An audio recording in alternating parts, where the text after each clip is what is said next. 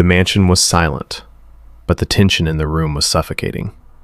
After the death of the billionaire, Arthur Sterling, his family had gathered for one reason: money. His three children, Richard, Catherine, and David, sat in the front row.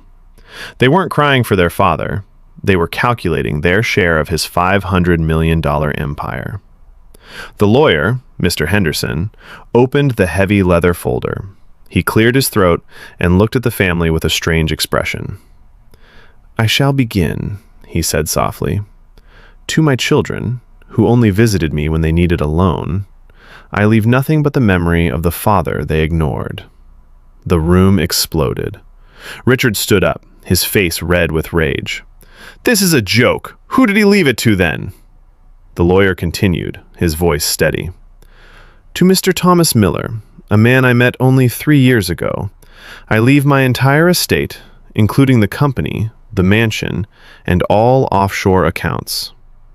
The family was speechless. Who was Thomas Miller? They found him standing at the back of the room. He was wearing a simple, worn-out jacket. He looked like a common laborer. For the next week, the family made Thomas's life a living hell. They sued him, they insulted him, and they even tried to kick him out of the house. But Thomas never fought back. He just stayed in the library, reading Arthur's old journals. Finally, Catherine cornered him. "How did you do it?" she hissed. "How did a stranger like you trick our father into giving you everything?" Thomas didn't get angry. He simply handed her a small, yellowed piece of paper. It was a letter from their father, written just days before he passed. The letter read, "3 years ago, I suffered a heart attack in the middle of a busy sidewalk.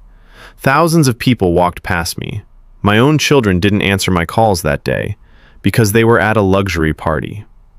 But Thomas, a homeless man at the time, stopped. He stayed with me. He held my hand in the ambulance, and he stayed in the hospital for 3 nights, even though he had nothing. He didn't know I was a billionaire. He just saw a dying man who was alone. He gave me the only thing money couldn't buy, his time and his heart. So, I leave my wealth to Thomas, not to make him rich, but to show my children that a stranger can be more of a family than those who share your blood." The silence that followed was deafening. The children looked at the floor, realizing that in their greed for their father's money, they had lost the only thing that truly mattered: his love. Remember, family isn't always about blood.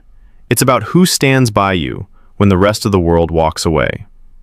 If this story touched your soul, subscribe to Nomix Story Studio, because some lessons are worth more than gold.